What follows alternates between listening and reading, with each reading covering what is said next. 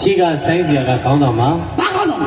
ဆိုင်းစရာသွားတဲ့နောက်ကိုလိုက်ရမှာဆိုင်းစရာတဲ့ကြော်လို့မရဟုတ်တယ်လေဒါကြော်လို့ရမှာလေဆိုင်းဝိုင်းကာထားတာငါဘလို့ကြော်ပါဆိုင်းစရာကိုဘောင်မကြော်ပါနဲ့လို့ပြောတယ်ဖြစ်ပါကဲနောက်ကဘဲလေးဟုတ်လူရှင်တော်ဆိုတာဘာလို့ရမလဲစားပြီးရမှာလို့စားပြီးရမယ်တဲ့ပြောတဲ့အတိုင်းပါပဲဘသူပဲကြည်ကြည်စားပြီးအိတ်တဲ့ကောင်ကြီးပဲလွယ်လွယ်ရလွယ်လွယ်ယူခြင်းတဲ့လူတွေများလားအပြင်မသိမခံတော့ဘယ်လေးခဏတော့နဲ့ချလာခဏတော့နဲ့ယူနေအလုံးလုံးကြည့်ရဝါလေးခိုင်းတာဟဲ့ဟာအော်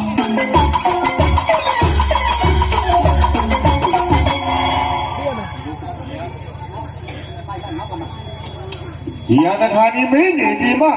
ပတ်ရံမျိုးရိုးပြအိုးပစ္စည်းရွှေနဲ့တော်စံတင်ကမြရင်ရင်ကျုံးတော်တွဲစီမှာဘေးထွေထွေကင်းစီဟုမင်္ဂလာအေးကြီးအေးရင်လဲ့တော်မူပါတဲ့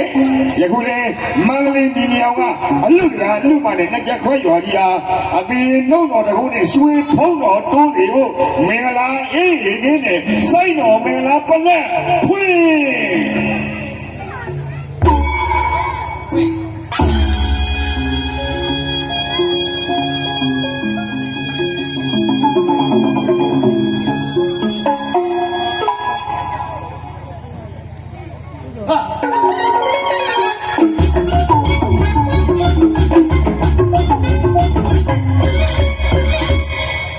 ခွဲ ဒီအောင်ရောက်ပြီအချိန်မှစိုက်ရင်မကြက်ခွဲတေဝါလုံးတနေလုံးဘေးအထူးထူးပြရအောင်ဒီအောင်စိုက်ရင်အင်းရင်ကျတာနဲ့ကိုပြောပါရဲ့မှန်ပါ ဟိုပဲလေ ရောက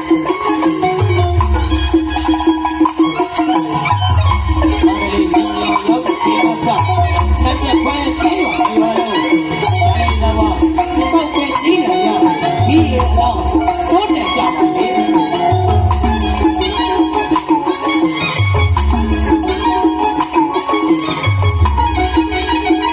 ဒီအောင်လား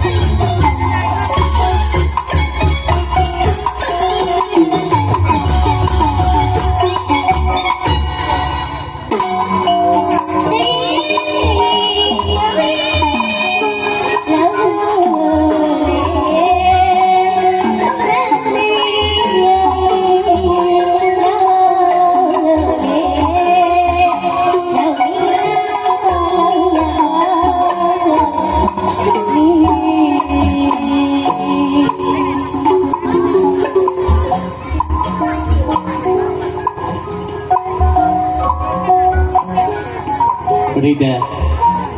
ဒီတော့များလိမ့်မယ်လို့ထင်မှတ်ထားပါဦးဗျာ ဟုတ်ကဲ့ ညီညွတ်ကြီးမယိုတန်းတနေ့နဲ့တနေ့တရွာလုံးအားပေးကြတဲ့အတွက်ကျေးဇူးများကြီးတင်ပါတယ် ကျေးဇူးတင်ပါတယ် မေတ္တာဒီပတ်စံပေးဝင်လို့မရဘူး ရဟုတ်တယ်ဗျ ဟုတ်ပြီနော် ဟုတ်တယ် ခမရကျုပ်ကိုချစ်စမ်းကြလို့ပြောလို့ရတယ် မရဘူးလေ မရဘူးဟုတ်ပြီနော် ဟုတ် ချစ်သူရည်သားတော်မှာဒီကောင်လေးကိုကျွန်မချစ်တယ်ဒီကောင်မလေးကိုကျွန်တော်ချစ်လို့ရည်သားတကားသွားပြောရင်လက်ခံမှာမလား လက်ခံတဲ့သူလည်းရှိမှာပေါ့ဟုတ်ပြီနော်လက်ခံမမယ်လို့ဘိုင်းဒီတွက်လို့မရအဲ့ဒါမေတ္တာဟုတ်ပြီနော်လူတဦးနဲ့တဦးမေတ္တာရှိမှဟုတ်ပြီနော်မေတ္တာဒီပတ်စံပြီးဝေလို့မရပါဘူးမေတ္တာဒီလုံးလို့မရပါဘူးလုံးယူလို့မရပါဟုတ်ပြီနော်အဲ့တော့တနည်းပြောရင်တော့ကျွန်တော်တို့နှစ်ချက်ခွဲညီညီအောင်ကြီးတရွာလုံးချစ်ကြတာကျွန်တော်လုံးယူထားတာမဟုတ်ပါဘူးဟုတ်ပြီနော်မေတ္တာပါညီညီအောင်ကြီးလည်းနှစ်ချက်ခွဲရောက်တဲ့အချိန်မေတ္တာနဲ့အလုံးလုံးချင်းကြောင့်တရွာလုံးကမေတ္တာနဲ့ကျွန်တော်ကိုချစ်ကြဟုတ်ပြီနော်ကဲဒါလေးပဲကျွန်တော်ပြောပြရစီအဲ့တော့ရှေ့မှာဝင်သွားတာတွေကကျွန်တော်အကိုတွေကျွန်တော်ညီတွေပါအားလုံးကကျွန်တော်ထက်အများကြီးတာပါပြီးသားပါတကယ်တာပါလေနော်ညီညီအောင်ဆိုတာဘာကောင်မှမဟုတ်ပါဘူးကျွန်တော်ဒီဘယ်ရွာပဲရောက်မေတ္တာနဲ့လုံးချင်းကြောင့်ပရိသတ်များကချစ်ချင်းဖြစ်ပါစေတနာထောင်းပြီနော်ကိုပဲနေဒီဝိုင်းအခုကျွန်တော်တီးလိုက်တဲ့တခြင်းဒီရွှေဖုံးတော်တို့တဲ့အောက်ကပရိသတ်ကတော့ညီညောင်ကြီးကိုပြောပါလိမ့်မယ်ညီညောင်ရအမေဒီတခြင်းကတော့တို့ရွာဘိသိက်တွေဆိုတဲ့တခြင်းကြီးပါကိုကလို့ပြောပါလိမ့်မယ်ဟုတ်ပြီနော်ညီညောင်ဒီနေရာမှာဒီတခြင်းဘာလို့တီးရတော့လို့မင်းရင်အတိတ်နမိတ်ကောင်းလို့ပါဟုတ်ပြီဗျာကမငိမ့်မသာသမတချင်းရဲ့နာမည်ကရွှေဖုံးတော်တို့တယ်ကဲဒုပရိသတ်နားလည်အောင်ပဲကျွန်တော်တီးပြမယ်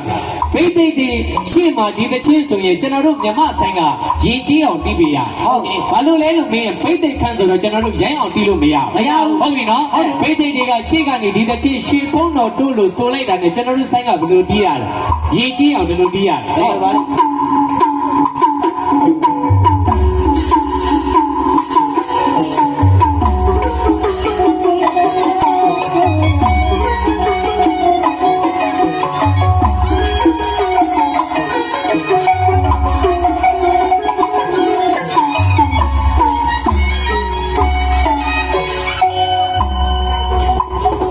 ရှိကဗိသိက်တွေဆိုရင်ကျွန်တော်တို့ဆိုင်ကဗိသိက်ခန်းဆိုတော့ရင်ကြီးအောင်ဒီအတန်အတွက်တီးရဟုတ်ပြီနော်အဲ့တော့ညီညီအောင်မင်းဒီနေရာမှာဒီအတန်အတွက်တီးရလားလို့မင်းရင်တီးမရတော့ဟုတ်ပြီနော်ဘာလို့တီးမရတော့လို့မင်းရင်အခုကဆိုင်တီးမယ်ဆိုရင်ပြိတ္တတောင်းမှန်ပြီးတော့တီးရတဲ့ခက်မလို့ပါဒီခက်ပါဟုတ်ပြီနော်အဲ့တော့ညီညီအောင်ဒီနေရာမှာမင်းရွှေဖုံးတော်တို့ကိုဘယ်လိုတီးသွားတာလဲလို့မင်းရင်ကျွန်တော်ဥကြည့်ဂီတမှုမန္တလေးနေရာကဘလာလို့ဒီလိုထွန်းတာလဲအဲ့တော့ပထမပိုင်းတီးကြည့်မယ်နော်ဥစားမ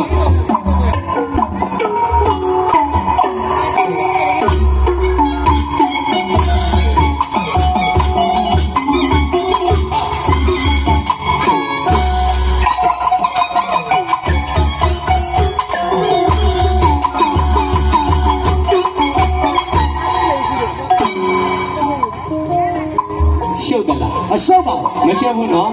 ဒီတချင်းကိုပဲဒီအတန်အတွက်ကိုပဲမရွတ်အောင်တနည်းပြန်ပြီးတော့ဖန်တီးထားတာကျွန်တော်ဦးကြီးမန္တလေးနေရမှာဟုတ်ပြီနော်ဆရာသမားတွေပြီးတဲ့ပညာနဲ့ညီညောင်ဒီအလုပ်ကျွန်တော်လှုပ်ရှားခြင်းဖြစ်ပါပတ်စံရခြောင်လို့လှုပ်ရှားခြင်းမဟုတ်ပါဘူးဒါလေးကျွန်တော်ပြိတ္တသိအောင်ကိုပြောပြခြင်းဖြစ်ပါဟုတ်ပြီနော်ရွှေဖုံးတော်တို့တဲ့တို့နှစ်ချက်ခွဲတရွာလုံးထင်မကပါဘူးတနိုင်ငံလုံးအားလုံးရွှေဖုံးတော်တိုးတကယ်လို့ကြီးပွားချမ်းသာကြပါစေလို့ညီညာကဒီတချင်းလေးနဲ့အတိတ်နမိတ်ကောင်းရင်ကျွန်တော်တီးခြင်းဖြစ်ပါလေဟုတ်ပြီနော်ကျွန်တော်တို့မြန်မာလူမျိုးဆိုတာကောင်းတာပြောမှာကောင်းတာဖြစ်ကောင်းတာဆိုမှကောင်းတာဖြစ်မှာပါဟုတ်ပြီနော်နှစ်ချက်ခွဲကြီးကောင်းတာပြောမှကောင်းတာဖြစ်မှာမလို့ရောက်တဲ့အချိန်လေးရွှေဖုံးတော်တိုးဆိုတဲ့တချင်းလေးနဲ့အတိတ်နမိတ်ကောင်းအောင်ကျွန်တော်တီးခြင်းဖြစ်ပါဟုတ်ပြီနော်မကြီးနောက်ဆုံးပိုင်းလေးမှာဆိုသမ်းပါတပည့်ရောင်ရီလောင်းစုလေမန္တလေးရောင်ရီလောင်းစုလေနောင်မင်္ဂလာလောင်းရပါစို့ဒီတစ်ချက်တမျိုးနဲ့တီးမှလားလို့မေးမဟုတ်ပါဘူးကျွန်တော်ဒီနေ့ည3မျိုး3သားကျွန်တော်ခွဲတီးပြပါမယ်နောက်ကကိုပဲလေးကျွန်တော်နှင်းဆရာကြီးခဏခေါ်လိုက်စမ်းလေနှင်းဆရာနောက်ကနှင်းမုံစားတဲ့တတ္တဝါဘယ်လိုတတ္တဝါလဲဘုရားရှင်ဟောတာလူနဲ့ကြမင်းတို့လည်းဒီပွဲပတ်စံယူထားတာပဲငါတယောက်တည်းယူတာမဟုတ်ဘူးအတာနဲ့ကလောက်အလူအကျွေးငါကြီးကြတာလူခန္ဓာကိုလွတ်ကိုမလွတ်ဘူးနောက်ကနှင်းဆရာရောက်ပြီလားရောက်ပါပြီကဲအင်းမင်းဆိုခင်ဗျာ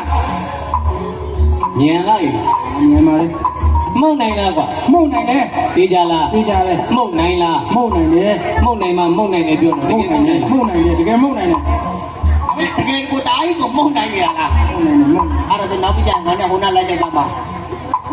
အဲ့ဒီကိုဖုန်းနေတင်းနေတာ မစားသမ်းပါနဲ့ကွာကဲနေစရာအင်းမစိုးကဲတခုလောက်မေးပြရစီဝေးတစ်ဝေးပတ်စံဘယ်လောက်ယူတော့ ငါသည် 5သိန်းယူပါလေ အကျွေးကြည့်ပြီလား အရင်တော့ကတော့ကျွန်တော်မင်းများနဲ့ဆိုင်တစ်ဆိုင်ဆိုနဲ့3လက်4လက်လောက်ပါ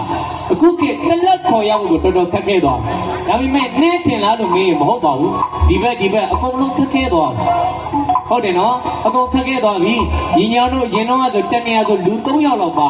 အခု1ယောက်စီဖြစ်သွားပြီအပူမပါတော့ကဲနေစရာအင်းမစိုးတပွဲဆိုယူထားတာပတ်စံ5သိန်းဖြစ်ပါသမင်းနေလည်းအလွန်ရင်ကစားပြီးပြီနော် ဟိုစားပြီးပါပြီ စားပြီးအနောက်ဖိန်သွားပြီးနေမွေးဝဲကျန်တော့တယ်လေကြိုင်လက်တွေခေါ်တော့မတိုင်း တကယ်နဲ့ဆရာတယောက်တည်းပါကျိုးလေကျိုးစားပါလေအဲ့တော့ပြောချင်တာကဘာလဲလို့မင်းရင်အလူအိမ်ကပတ်စံနေလဲယူထားပါပြီသမင်းနေလဲကျွန်တော်တို့စိုက်ဖွယ်စားပြီးပါပြီအဲ့တော့ကျွန်တော်တို့ဘက်ကပြန်ပြီးတော့တဖန်ကျေးဇူးဆက်ခွင့်ရတဲ့အချိန်လေးကျွန်တော်တို့တက်တဲ့ဟောဒီအမှုပညာနဲ့ကျေးဇူးဆက်ချင်တာလေးပါဟုတ်ပြီနော်ဟုတ်တယ်မင်းဆရာအမေစိုးပတ်တလုံးနဲ့တစ်ပေါက်နဲ့ထက်ပတ်တယ်လေးမှုတ်နိုင်မှာမလား မှုတ်နိုင်ပါလေ သိကြတယ်နော်ဒီကောင်ကမှုတ်ကြည့်ရ